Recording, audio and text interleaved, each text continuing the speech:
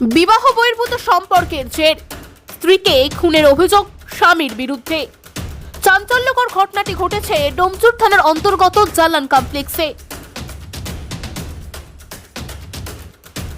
Police সূত্রে জানা গিয়েছে, মুর্শিদাবাদের বাসিন্দা রাহুল শেখ তার স্ত্রীকে নিয়ে ভাড়া থাকতেন জালান কমপ্লেক্সের 3 নম্বর গেটের 5 নম্বর লেনে। দুজনেই কাজ করতেন গেঞ্জির কারখানায়।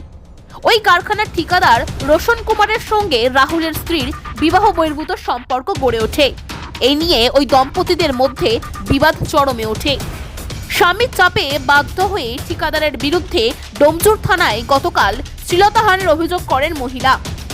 পুলিশ ঠিকাদারকে গ্রেপ্তার করে, কিন্তু এরপরেও স্বামী স্ত্রীর ঝামেলা থামেনি।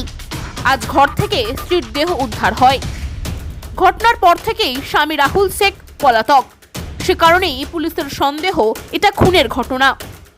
ডোমজুর থানার পুলিশ তদন্ত শুরু করেছে। মৃতদেহটিকে ময়নাতদন্তের জন্য পাঠানো হয়েছে।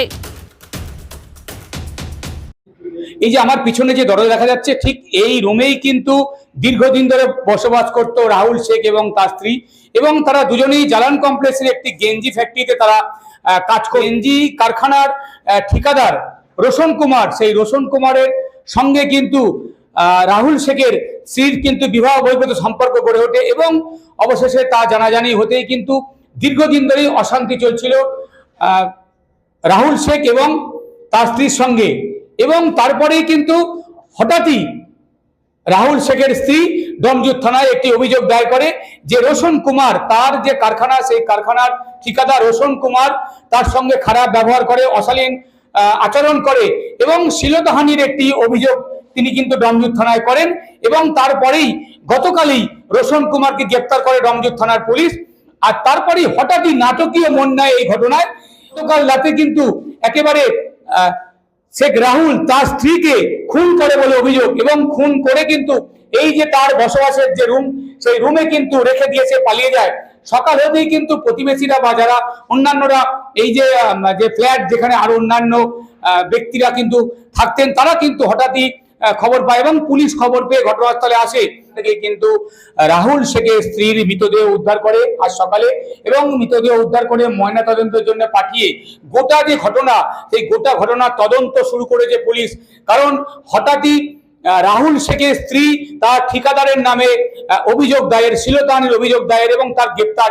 এবং গ্রেপ্তারের পরেই রাহুল শেখের সঙ্গে গতকাল রাতে ঠিক কি ঘটনা ঘটেছিল, কেনই বা রাহুল শেখ রোশন কুমারের গ্রেপ্তার হওয়ার পরে তার স্ত্রীকে মার্ডার করতে গেল, এই গোটা যে ঘটনা, সেই গোটা ঘটনা কিন্তু একেবারে জানার চেষ্টা করছে, তদন্ত শুরু করেছে ডোমজুর থানার পুলিশ।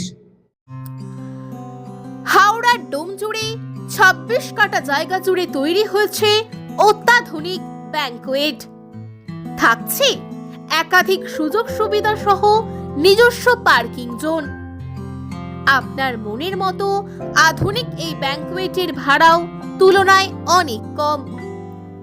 তাই বিবাহ, অন্নপ্রাশন, জন্মদিন, অ্যানিভার্সারি, উপনয়ন সহ যে কোনো আনন্দ অনুষ্ঠানে বুক করতে পারেন বাবা পঞ্চানন্দ ব্যাংকোয়েট।